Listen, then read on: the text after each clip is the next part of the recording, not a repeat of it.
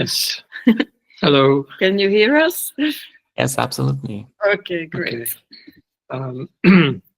We'll share a PowerPoint in a moment, but first of all, we'd like to thank Samira and people of Reconnect Festival for the invitation and the opportunity to speak about a, let's say, collective project that we have been working on for the last 2 years with a number of people. I think the idea of this presentation is that it could inspire people who participate and join in this festival in terms of how to think differently on archiving or keeping track of what we call ephemeral practices like walks or bike tours or performances. We've been practicing ourselves as a duo since 2019, mainly in terms of performing public walks with a specific topic, namely property relations on social commons like art or natural commons like water. And based on these two perspectives, we engage in local communities, local situations, research in archives, and develop documentary exhibitions that we activate through a number of walks in the area, for which we invite an expert or a number of experts to go into dialogue with local people and people that want to join us for this walk. Of course, after the walk, nothing is left. So we've been discussing with some of our colleagues in Jubilee how we could address this problem of making these ephemeral practices a bit more durable, a bit more sustainable, and actually offer a possibility. Maybe I should now open up this PowerPoint.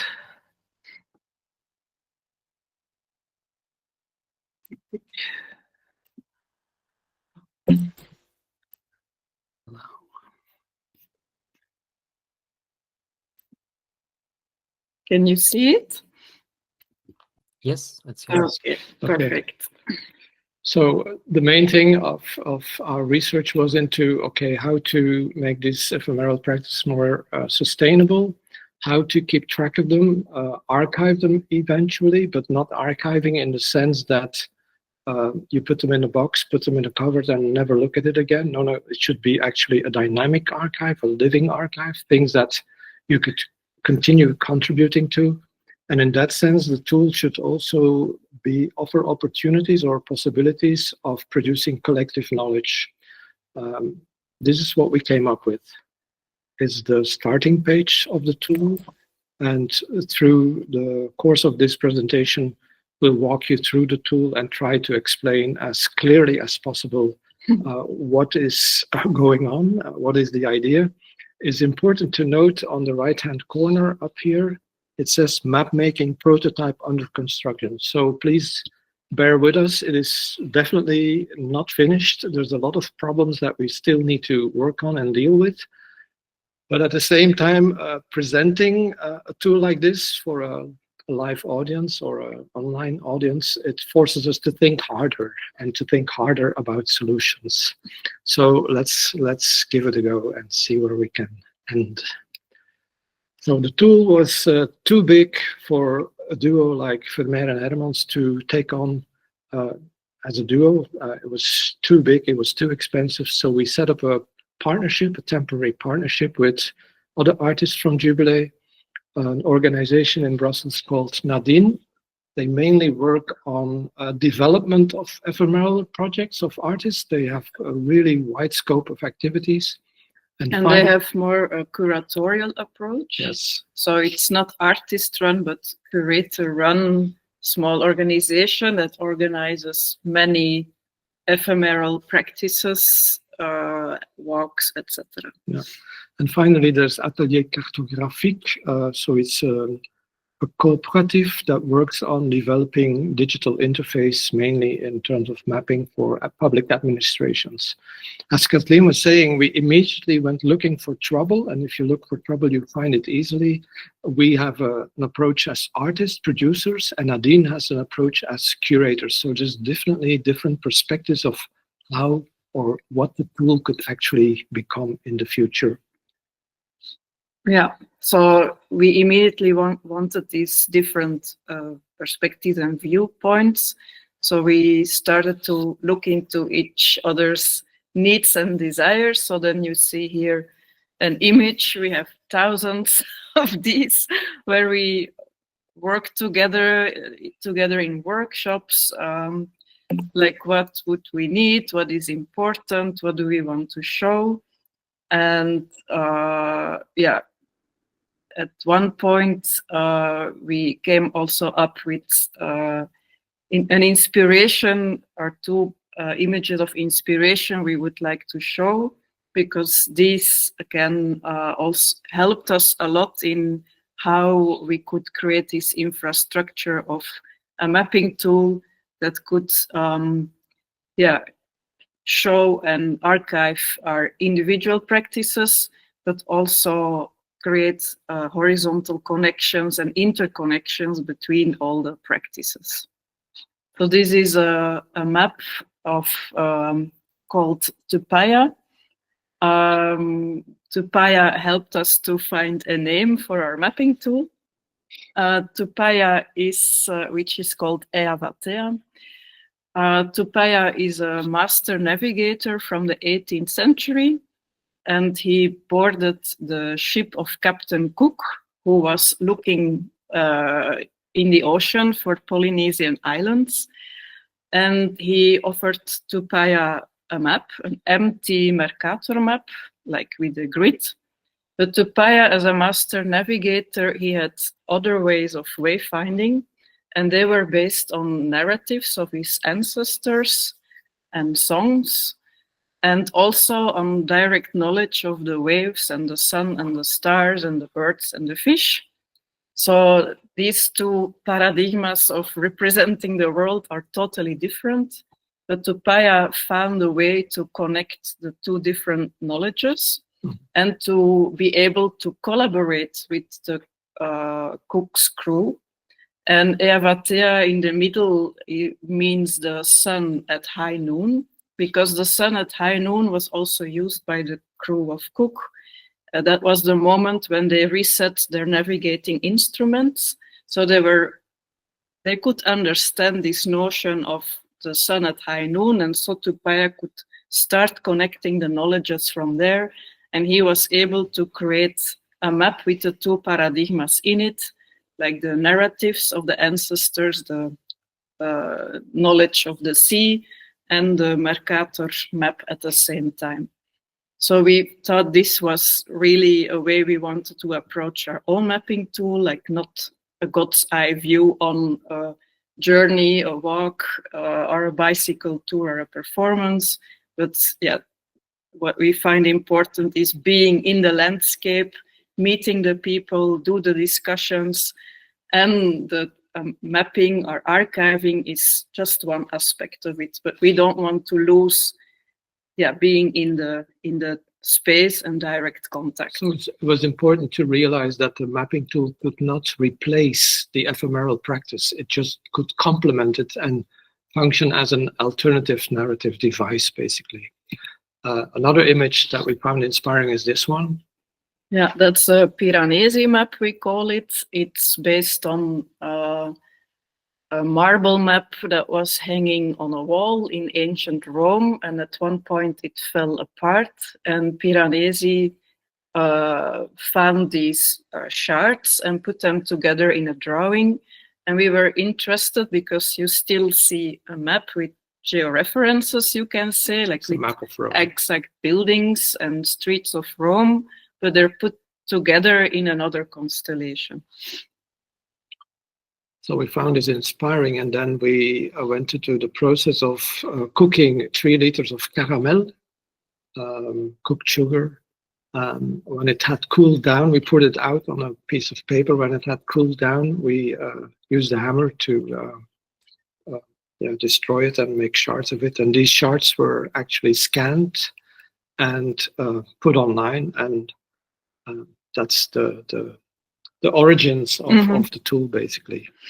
Maybe now let's look into the architecture of the tool, how we actually compose it, what it consists of. So this, we would like to call this interface or this mapping tool a relational tool, because at every layer, Ronnie will explain later the different layers that you can go through. But on every layer, we want to focus on the relations between each other's practices. So we want to avoid making a website with just each individual practice, but trying to make connections between them. So you see a image here that we drew up with different charts or islands.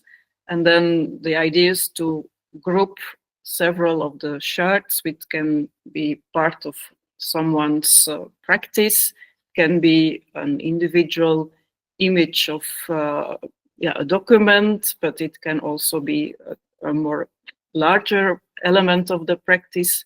And then you can make groupings according to themes or collaborations.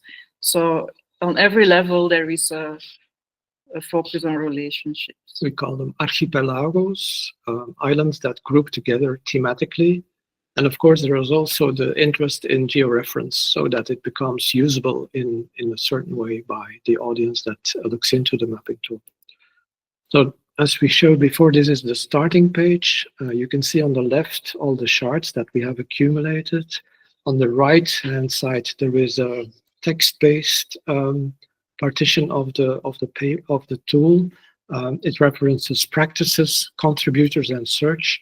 Practices we understand as, let's say, a way that an artist engages with his environment and how he develops his work. It is not one project, but actually a grouping of projects. In our case, for instance, we have a practice that we call 7 walks. It's not literally 7 walks, it's just a practice of walking. And these practices are constituted by a number of charts, and every chart had a little beach around it. You can see all these graphic indications. And when I would click Vermeir Heiremans, for instance, we can actually expand the textual part, you can see, which allows us to go into detailing information on certain charts. When we click, for instance, our name, Vermeir Heiremans, you can see that instead of black charts, we now have little parts of maps and different beaches. So all of those that are highlighted, we are involved in. So it not only shows them in the visual part, but also in the textual part, which are underlined. Those are all the practices that we're involved in. But it's our own practice that it highlights, but also a collective practice or a text that we wrote together with other people. So again, there is like connections that become visible. Yeah. So this is the main, let's say, first division in the tool: a textual, text-based part and a visual part. This is what we explained. If you see islands, for instance, this chart up here, it has 2 beaches. And this is one of the ways that we see, okay, here is something going on. This gesture, this public output is connected to 2 different practices, basically, which is, of course, one of the many ways that we hope to develop how to interconnect or show the interdependency of these practices. Finally, we have a search tool. So the whole architecture of the tool has been uploaded in grid-like structures. And on the basis of keywords, you can trace back any document or any detail that has been uploaded in the tool. So that's the basic architecture, let's say. Now we go more into the detail of the architecture, which consists of 3 layers, as we said before: practice, gesture, and marker and trace. We will expand on this based on an individual practice, and in the second part, we will go into a collective practice. It's very similar, but just to show the possibilities of the tool. So as we mentioned before, no. So we choose 7 walks, which is our practice, which is a long duration practice of walks. And sorry. Voila. So this is the explanation of the practice in general. And on the left side, you see already the different charts which constitute the different gestures, like all the different walks that we did in different places and in different times. So here you can already see the different moments that we did walks. Voilà, this is a selection of one, so it shows the elements that constitute one of these walking project. So it constitutes vitrines, the documentary exhibition that we always make. So we always activate documents from archives, and we tell a story around this document. And from that story, we go outside and take the people on a walking tour and elaborate on the document within the public space. On this level of the gesture, you see a text-based introduction on the right-hand side. So it's a general introduction. What is this project about? It was, in this case, a project at the University of Louvain-la-Neuve, the French-speaking part of Belgium. And the charts that you see on the left-hand side constitute, some of them you see parts of maps, some you see text-based, some of images. Let's go into them and see how this looks. So this is an image where you see us elaborating on one of the vitrines that we composed. This is an image of a walk. This is a document in the vitrine. You can go outside of the tool, see full document. If there's a PDF, you can also see related traces, meaning other uploaded traces that relate to this part. And then, of course, since we do walks. Yeah, there is also a map with a journey and different markers. So the markers relate to places where you stop or where you want to tell a story. And also this map, it's more an image than really a map, because there are no street names visible. And on the side of the map, you also can connect to either your own practice that is localized not far from the place you are in the map, or it can also be someone else's practice that is close by. This was the other way that we interconnect practices, and related traces is a fourth way. And what we're working on currently is this. We call it a blank canvas. Our idea there is is that nothing to see yet. Nothing yet, but the idea is that actually we can accumulate or create an archipelago with any chart that we choose to do so. So you can easily imagine that almost arbitrarily, you can select 20 charts and try to figure out a narrative relation between those, which would be a really experimental form or an experimental way to use this mapping tool. In the second part, we'll briefly go through a collective project. In Jubilee, we have a habit of organizing a yearly summer school of a week to which everybody can contribute a proposal. In this case, in summer, last year, we did a summer school in Ghent in an art center, and there we focused on the cooperative history of that city. There were many cooperatives that were active there in the 19th century, and the cooperative is one of the, let's say, economic models that interests us in terms of how to govern and make sustainable into the future the Eavatea tool, basically. It also allows us to show that when we speak about Eavatea as a digital interface, we really want to stress that it does not replace our ambition and our need to physically join and physically gather. So specifically in collective projects, we accumulate information, which you see on the wall. Physically, we sit together and we discuss each and everyone's proposal to see what and how we will upload in the tool, how to make connections between these different proposals.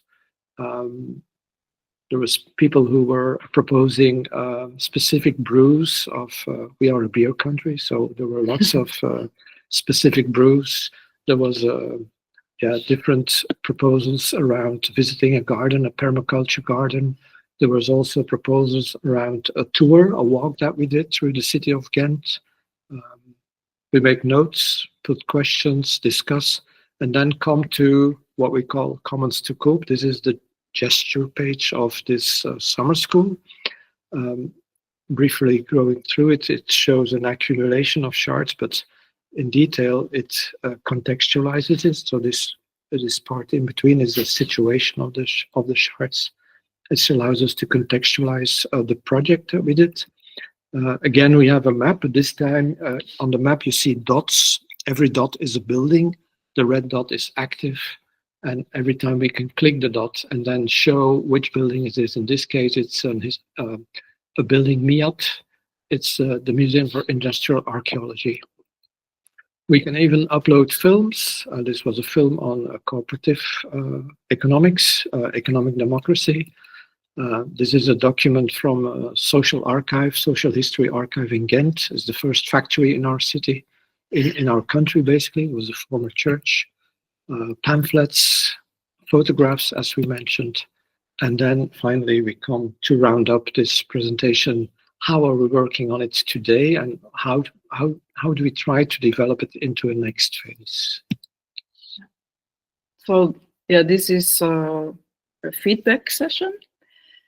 So we invite people that were not part of developing the tool to share their first ideas when we show this tool, and then we can better find out what the problems are, or where they think it's working well or it's not working well. We can answer all their questions. We do public presentations. And also here, the mapping tool, it's not just showing it in a PowerPoint like today, like how it works, etc. But the idea is also that we can do live presentations together with the other artists participating in the tool, sharing a moment of knowledge creation at that point, like a narrative that you would like to develop and discuss, and also the public can discuss. Maybe these elements can then be added on the tool, etc. So you created a moment together. Again, a public agora, or a moment where we go physically together to create something together. Yeah, we were just discussing this morning the proposal. We will do a walk in March, I think. But there is 100 people who want to join, which is impossible. Still not too many, which is nice. But so we propose to divide the walk into chapters. And after the physical walk, we would do the walk again, but using the mapping tool, Eavatea, to take everybody through the whole trajectory together, of which people did 1/3 physically, and the rest they will do digitally. It's just an idea. It's just a possibility that we're thinking of as ways to present this tool and to actually think about what is missing, what functions well, how can we solve this problem, and in that way we incorporate not only our own ideas, but also the ideas that we get as feedback from people that join this process. And finally, so the question often is, of course, like, who can participate in this tool? Is it only a small group? How will you distribute it, etc.? So that's, of course, a difficult question, because, as we already said, we find it important to be physically around the tool, and that means that you can't be with hundreds of people discussing. So the idea we came up with is to federate this mapping tool, meaning that the mapping tool is open source anyway, so we could help create different groups of users that create their own Eavatea, or they can use another name. And in a cooperative way, they can create their own groups, but stay connected to all the other groups. So that's why you see a network, all the lines interconnecting everyone together. So there is not one hierarchy of one group saying the others what they have to do. but there is some sort of mutualism and sharing of each other's work and archive. Mm-hmm. And not everybody needs to make caramel shards. You can make other things, use any other form. So basically it is the digital interface that would be shared, but the way people would actually make it concrete and develop it in a formal way, in a visual way, in its aesthetics, can be totally autonomous. The nice thing is that we will not upload each other's tools, but the nice thing is that we can visit each other's tools, and we imagine in the future that a summer school of Jubilee would be a moment where all these little communities come together in a certain place and start sharing their experiences on the tool. We spoke about the cooperative form as an economic underlying form. It is not so much an economic form in the sense that it is about transactions and about an economics in the proper sense of the word, selling and buying. More like what we call a multi-stakeholder cooperative, which is basically a form that allows for people to group and to share a resource on a long duration.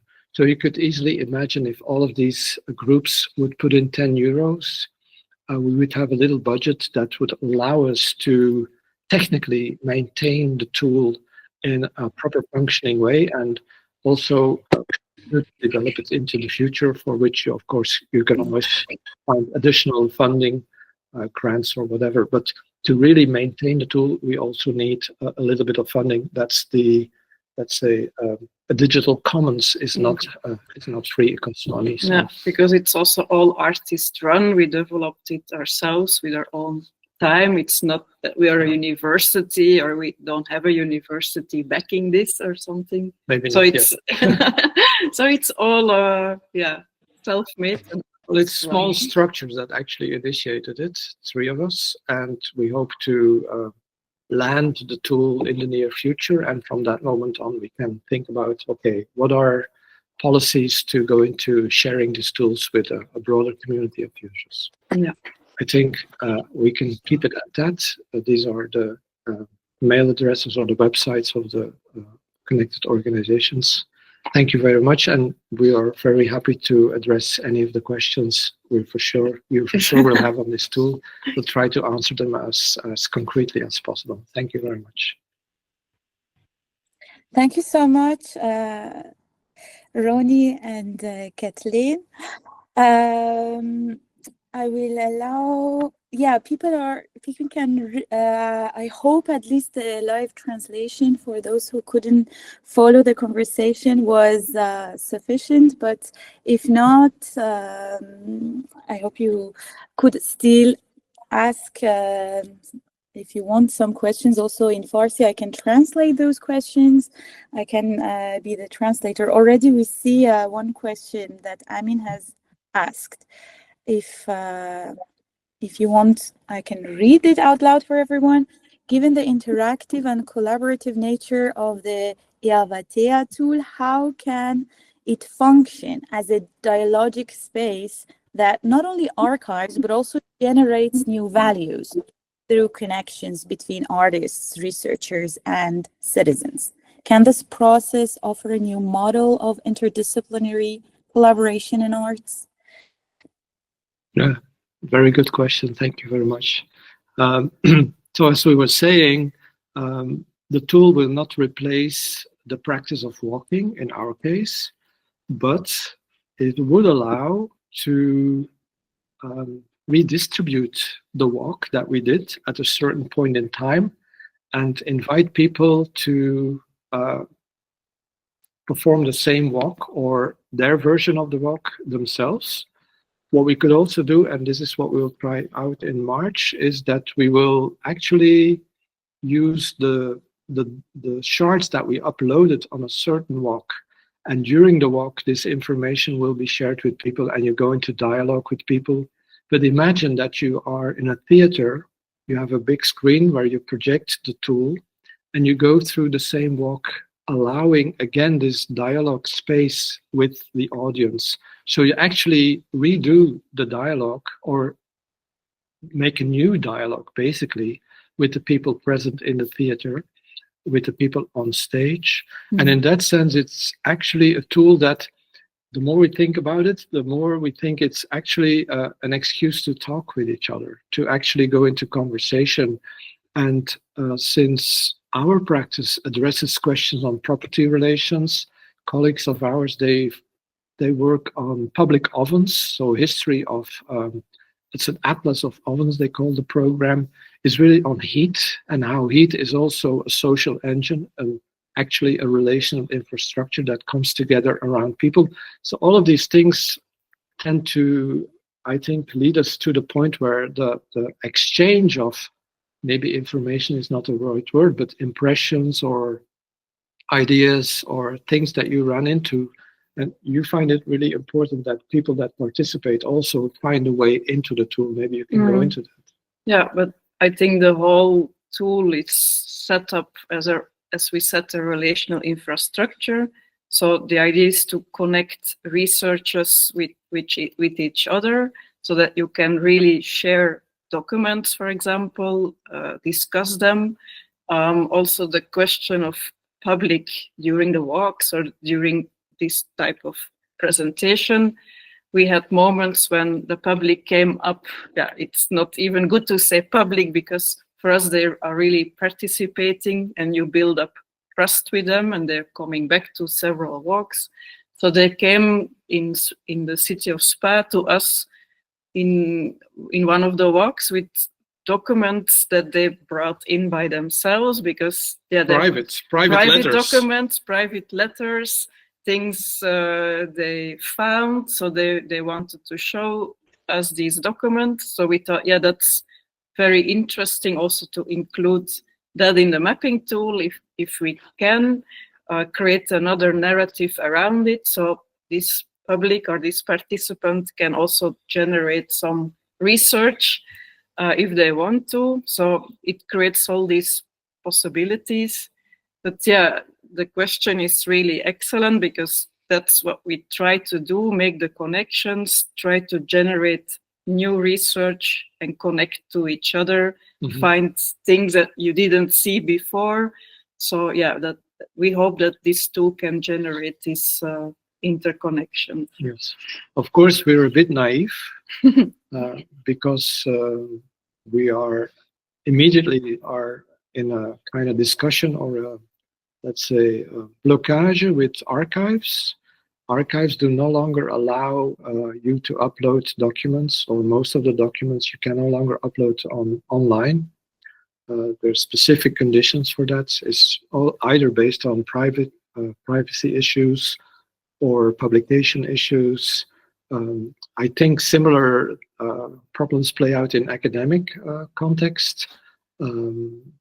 But in any case, for us, it is one of the things that we will address in a program that we have written. It's called Archipelago of Artistic Practices. So until June, we will organize different discursive moments. And actually, on the 21st of January, we'll have a feedback session with, I think, 6 lawyers, most of which work on co-authored practices, where there's multiple authors, or IP problems, or archival issues. So all of these questions we will address, but for sure we will not be able to find solutions for all. But at least it's let's say, inspiring moments to work with people that have a legal perspective on things, and actually try to find a way around some of these issues. Which is the challenge, of course, we have to take up.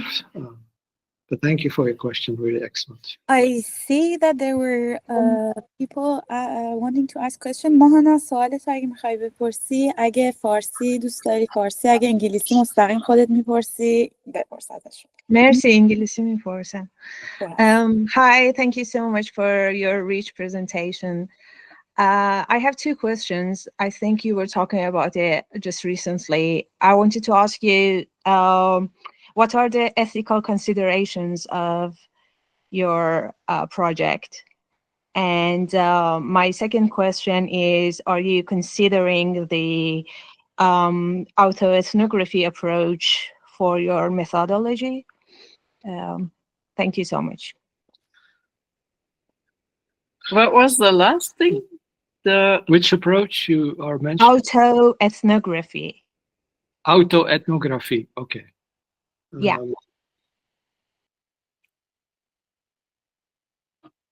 I think that Liam will answer that question. To be honest, the ethical question is, at this point, let's say that we have a relation with all the people around the tool based on mutual trust. We've been working together for quite a long time. And the ethical principles or the modes of conduct that we attain to are inscribed in all of the organization's statutes and internal rules.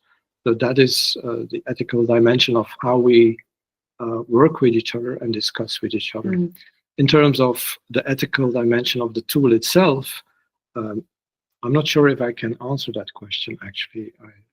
It's a very broad question, and there is, of course, this element, like we just mentioned, in which way, to which level do we want to upload information on a tool, whereas that information, you cannot actually legally do so.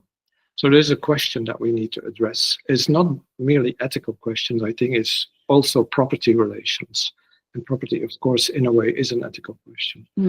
But yeah, also it's an open source tool, but it's not just anyone who can just come up and upload things, because then you have the problem that you have to guard what it's being written or set or uploaded for discriminatory speech or hate speech or whatever. So we definitely don't want to guard every day like what is uploaded. So in that way, you have to close the space and just can't open it up freely like that. But that doesn't mean the tool will not be distributed, but well, the solution is that we found that we work with small communities. Yeah. And basically, it's not anonymous communities. It's people that we know, and whoever wants to join. That's the interesting thing about a cooperative. Everybody who's in the cooperative has a say about who can join. So it becomes a thing in itself, actually, a discussion amongst the members to see in which way we can expand this organization in the future. And everyone that is part of a cooperative also subscribes to the values normally. So so if you want to do something completely different, then there will be rules, I guess. Like in other cooperatives. Yeah, that's why we think the cooperative model is very worthwhile figuring out a bit more, because it's based on values. Big difference with other forms of entrepreneurship are that a cooperative is developing an economic format to reach a goal, for a specific goal. It's not for profit maximization, it's actually for maximization of its goal. And of course, these goals are based on attain to a number of values. There's a list of 7 values that any cooperative has to subscribe to. You don't have to subscribe to all of them, but let's say to most of them, in terms of democratic governance, how do you take decisions, how to give voice to all people or members. So in that sense, there is a very, let's say, an ethical context that we foresee to develop around this tool. Autoethnography, I'm not really very familiar with that term, to be honest. No. So maybe if you can elaborate on what you mean specifically with that and how we can connect to the term, then we could maybe, Yeah, sure. Thank you for the first answer. The autoethnography is when you are, as a researcher, is the subject of a research, and you can work on yourself as a part of a community, and then you can expand it to the whole community to research that culture and explore that culture. It's a term used by Ellis and Buchner. Yeah. Well, as I said, we're not very familiar with that, but what we do see and what we see in our practice, that one of the reasons, for instance, why we chose not to integrate or even take up the challenge to integrate all the dialogues that we have with people during walks. We keep that as part of an ephemeral practice, for the simple reason that the moment you bring in a camera or a recording device, the social interaction between people totally changes. So we said, okay, we will not go into that. We will actually respect this moment in time that we meet and that we share this space together. So walking is quite interesting as a methodology in the sense that it kind of makes horizontal relations. You are in a certain space at a certain moment, you live the same conditions. And that's how we try to go into the discussions that we introduce, not from an expertise point of view, but really from, let's say, proper experience, individual experience, to actually come as closely to the individual experience of all participants involved. And to give an example from Spa, maybe most people are not very familiar with Spa, but Spa is a little town in the east of Belgium where since the 16th century, water sources have been exploited. Peter the Great from Russia came there in 1702. He was cured, and all of a sudden, all of European aristocracy came to visit this small town. They've been doing 400 years in trying to commercialize this water. So a lot of the people that we walked with and we went into the archives with, they had a specific relation with any of these sources and with the sole exploiter of these sources, because it's communal property, but the commune has given singular exploitation rights to one company.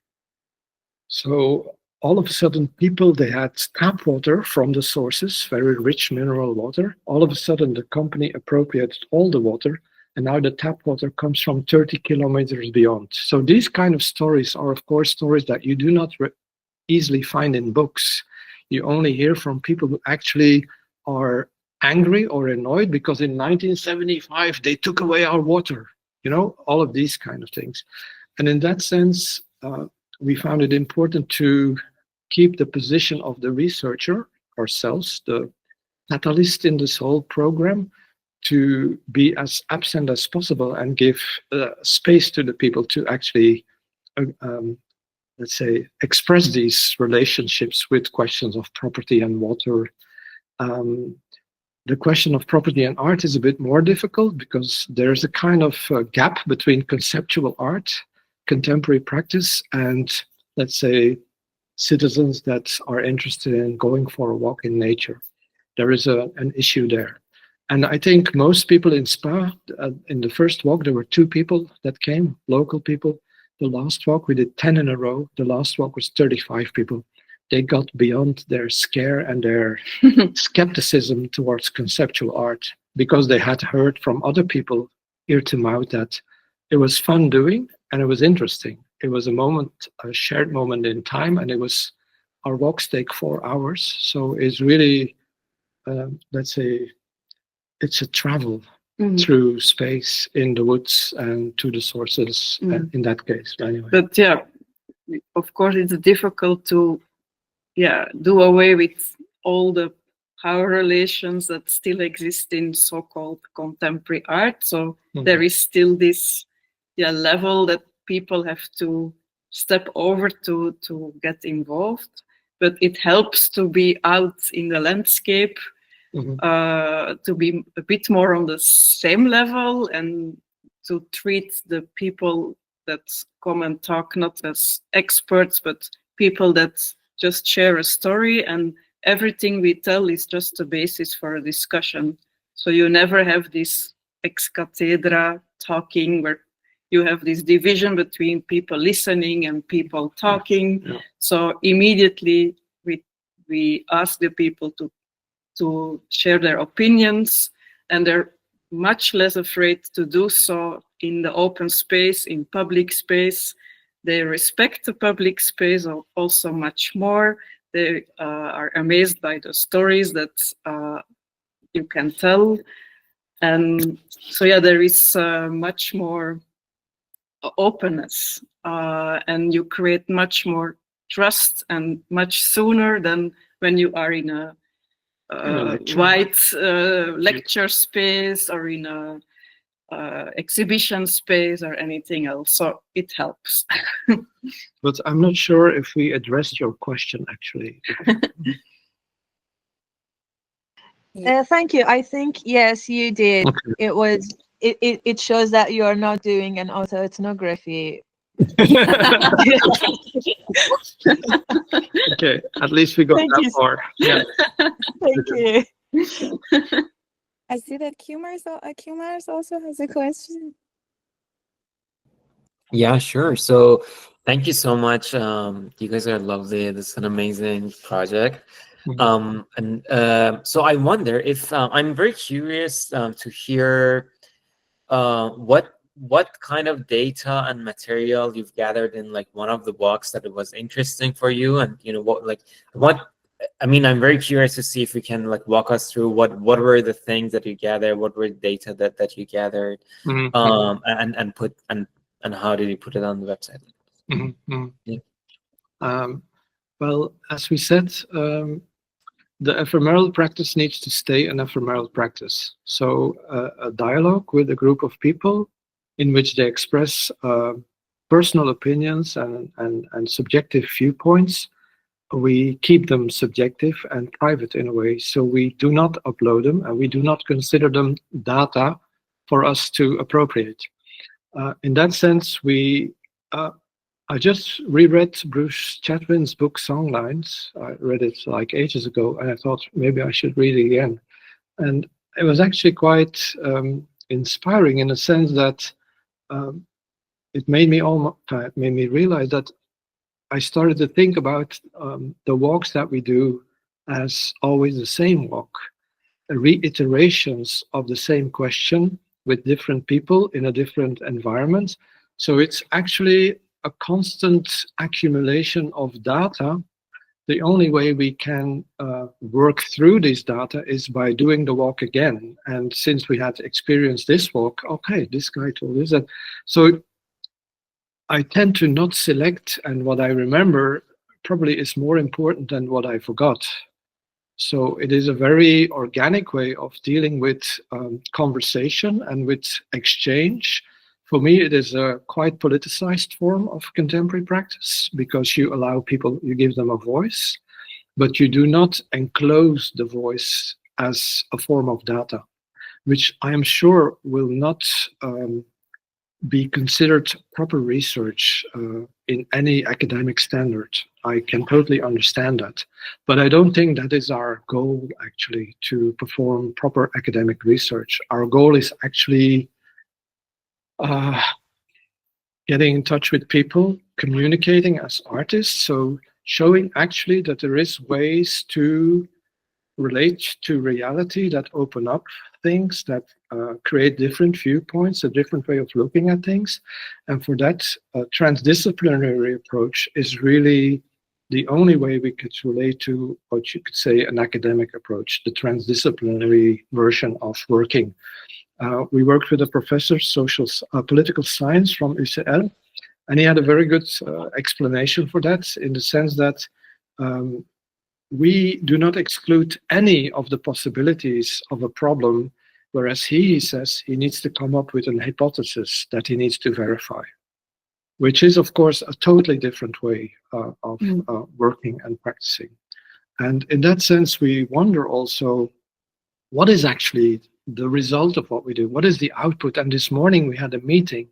We were invited by the public authorities of the Flemish community because they heard about this tool and they want to understand it better in order to allow local authorities to commission ephemeral practices as public commissions. And one of the questions that we will be addressing in March is, what do they actually buy with the work? When they finance a project, what do they actually receive as the final output? And that is a really tricky question, because as far as I could see, they would receive a share in the cooperative as an output, which actually allows them access to a number of ingredients which they can reactivate either through us by inviting us to do so, or by other people to do so. So it's again this social moment that actually is necessary to live physical encounter to actually bring this thing alive. So the only exchange level that you could imagine is basically in terms of, okay, how can we keep this tool alive? Well, we need some basic income. So we sell a share of the cooperative and that's it. There's nothing more to it, basically. But I want to add that we do gather a lot of data. And yeah, we're still discussing and having a lot of questions like, yeah, what can be done with all the discussions, yeah, in a respectful way, of course, without pointing cameras to people's faces. But we do collect a lot of data, which is the work in the archives. And there we spend like lots and lots of time, sometimes years.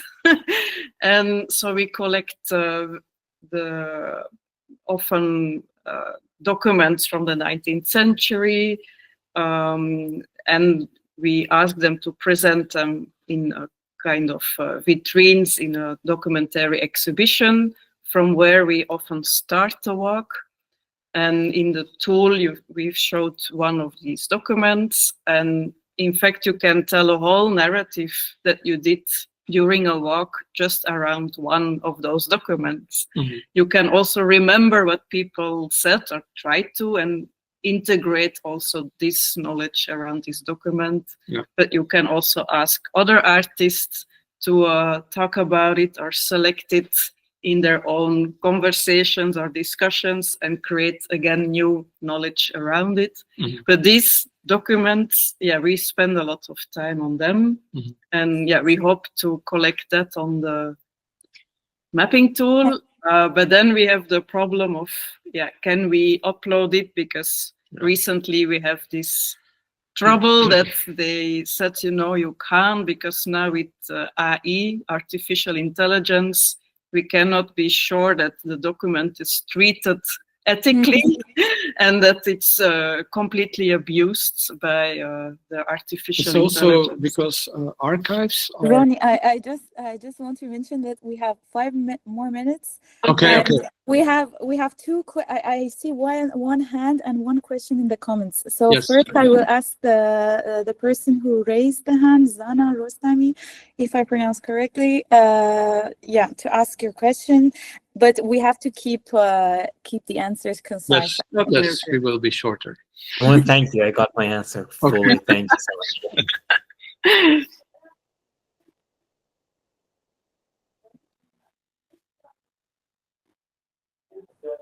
That's the Dana. I think we cannot really hear you yet, or the noise we hear. Bonjour, j'espère que vous allez bien aujourd'hui. Vous avez réalisé une archive sur la marché. Il existe un livre qui s'appelle La philosophie de la marché, qui traite des retours d'expérience de plusieurs personnes sur la marché, comme des ressources de ce type. Pourrait-il influencer une archive comme la vôtre? Do we continue in English now? Yes, I think Okay. maybe just the translation is that I think he's referring to a book that has been published on the philosophy of walking, and maybe he's asking if you have read it, I think, or that if you can consider it a type of parallel, similar act of... Of course, because walking has a long-standing tradition as a practice for philosophers, for writers, for artists. So, of course, we feel very much, let's say, we're very interested in how to relate to all of these different forms of walking practices.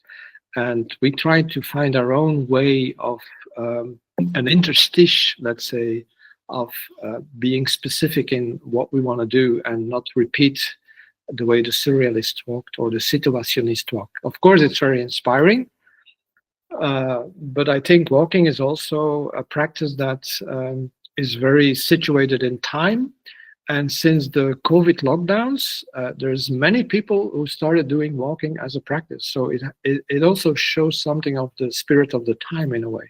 So in that sense, thank you for referencing this book, A Philosophie de la Marche. I think I've read it. We have a series of books on walking, and every time, maybe as a return gesture, there is a writer, Walzer, Robert Walzer.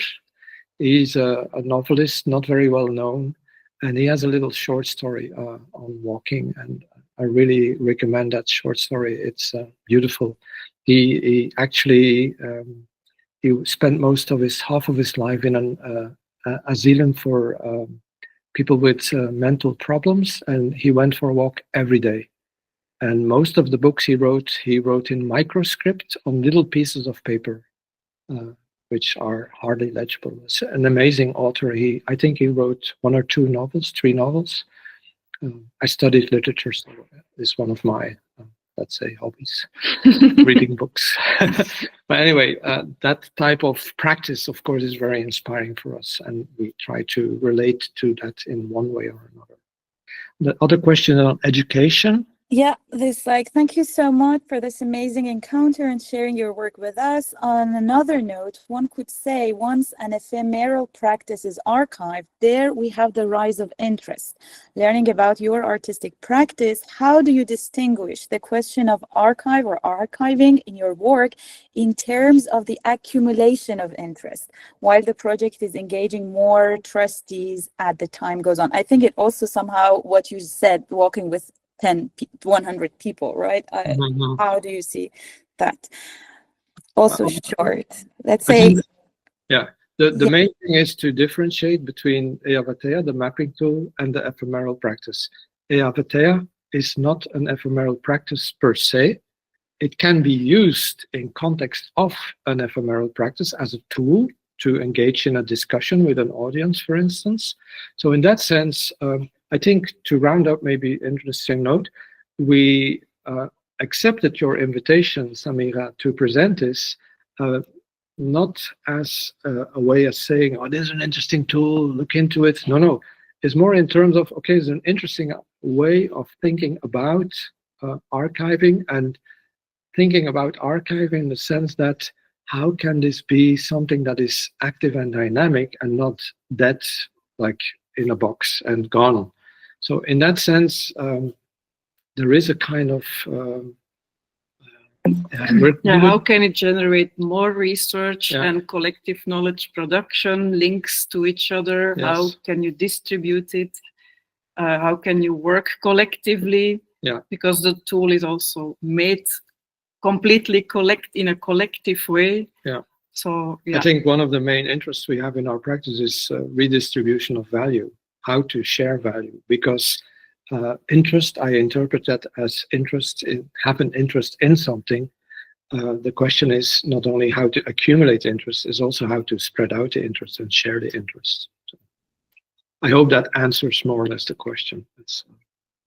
Yeah, I think it does this a distinction between accumulation and exchanging interest rather. And I think that's also why we invited you, especially because also the tool stretches our imagination of what an archive can be, and how it also emphasizes on this dynamic, still ephemeral, still human, relational aspect that archive can have. Thank you so much for giving your time to us. And it was a pleasure. Thank you so much for all the questions, and we were very happy to be with you this evening. Okay. Great. Be in touch, and best of luck with the rest of the festival. We can find a moment to reconnect and some of the discussions that you guys are having. Have a good evening. Thank you. Thank you so much. Bye. Bye.